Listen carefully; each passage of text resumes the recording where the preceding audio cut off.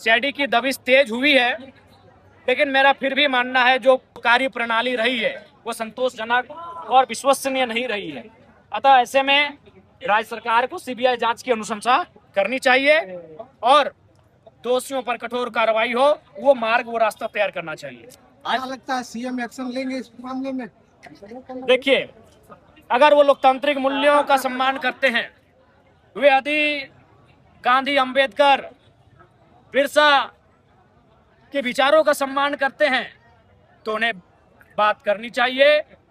चूंकि लोकतंत्र की परिपाटी अगणना नहीं है, लोकतंत्र की परिपाटी, लोकतंत्र की परंपरा और लोकतंत्र का सच्चा वारिस वही होता है जो गलतियां करने के बाद झुककर बात करना जाने, विनम्रता से बात करना जाने, गलतियों को स्वीकार करना जाने। यही लोकतंत्र की परंपरा है। आज गुरुजी के पुण्यतिथि में करोड़ों खर्च हो रहा है और छात्र जो है टावर में चढ़ रहे हैं, आत्महत्या करने के कगार पे आ गए हैं।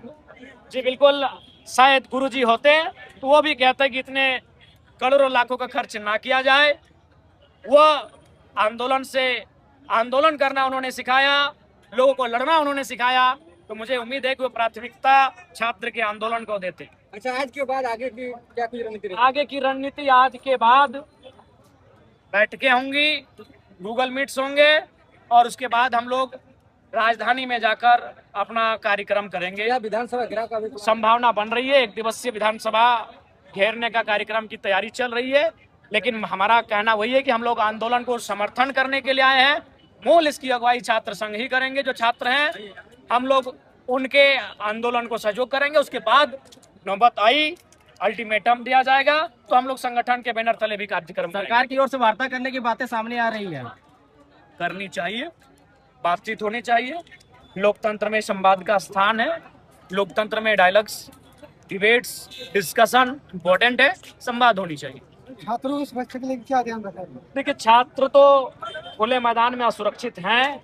आज एक छात्र को देखा, वो लगातार बारिश में भीग रहे थे, उसने जिद कर लिया है कि हम यहाँ से हटेंगे ही नहीं। तो ऐसे में संवाद बहुत जल्द होना चाहिए ताकि उनके स्वास्थ्य पर कोई असर ना पड़े। देवेंद्र जी भी भूख हड़ताल पर है, कई अन्य नौजवान हैं जो बिल्कुल वहाँ डट गए हैं, हट नहीं रहे हैं। इससे उनको शारीरिक रूप से, मानसिक रूप से कई यातनाओं का सामना करना पड़ सकता है।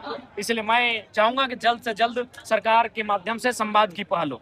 सिर्फ इसी सरकार तक, इसके आगे हमारी सरकार में भी ये किया जाता है जैसे सिक्का।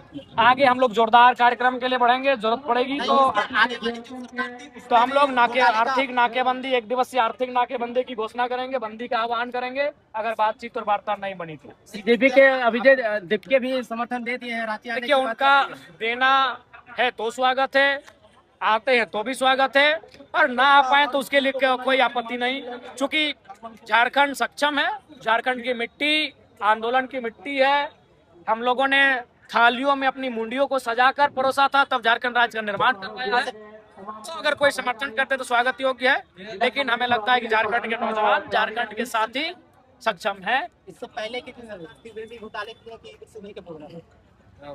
सभी सरकारों में और सभी राज्यों में घोटाले प्रकाश में आ रहे हैं। अब आवश्यकता है देश को एक बड़े उलगुलान की, देश के नौजवानों को एक नई क्रांति की, और हमें लगता है वही क्रांति, वही उलगुलान शायद देश के वर्तमान परिस्थिति को, परंपरा को, परिपाटी को बदल सकता है।